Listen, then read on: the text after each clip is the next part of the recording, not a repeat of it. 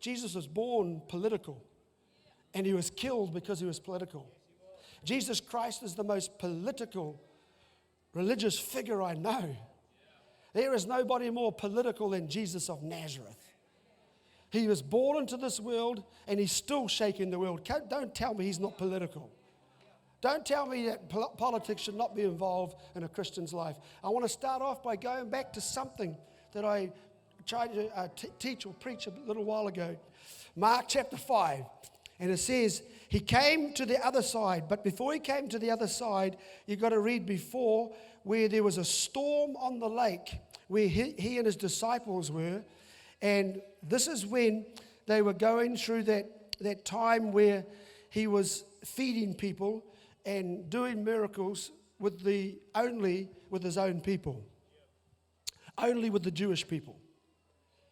And the Jewish people is who he is sent to. And so, in that way, he was trying to deal with a religious nation. The Jews were highly religious.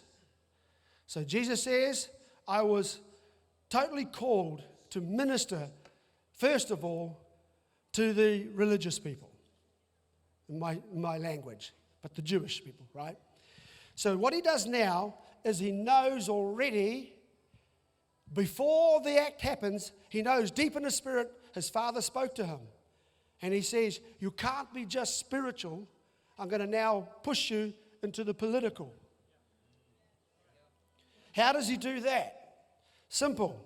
He speaks to him and says, nobody in the spiritual camp, Israel, the Jews, would believe what you would say if you just said it like God told me.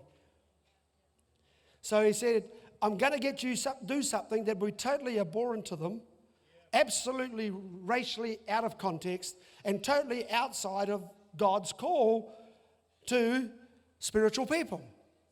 He gets them in his heart to say, I'm going to push you over the other side of the lake, which is a no-go zone. It's called the place of the Gadarenes. It's where Decapolis is. Okay, I'm just going to quickly go, you read it. The word Decapolis means 10 cities, remember? And they were 10 cities under the Roman Empire or the Roman Senate. It was basically ruled by Rome power. Incredibly political. And that's why they were sent there to bring political order.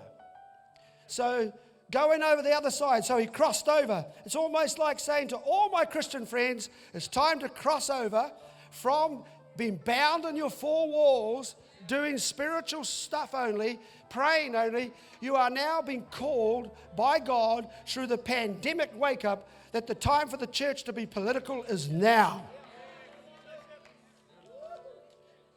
Let me carry on, because some people struggle with that. I understand. Many Christians don't switch it off. Hear it out. Come on, you're a Christian. That's what they tell me. So you're most tolerant of all people. He crosses over knowing that God had already told him, but before he crosses over, the enemy tries his darndest to destroy his passage across the lake by a violent storm. And this storm needed to be rebuked because that storm was caused by Satan himself.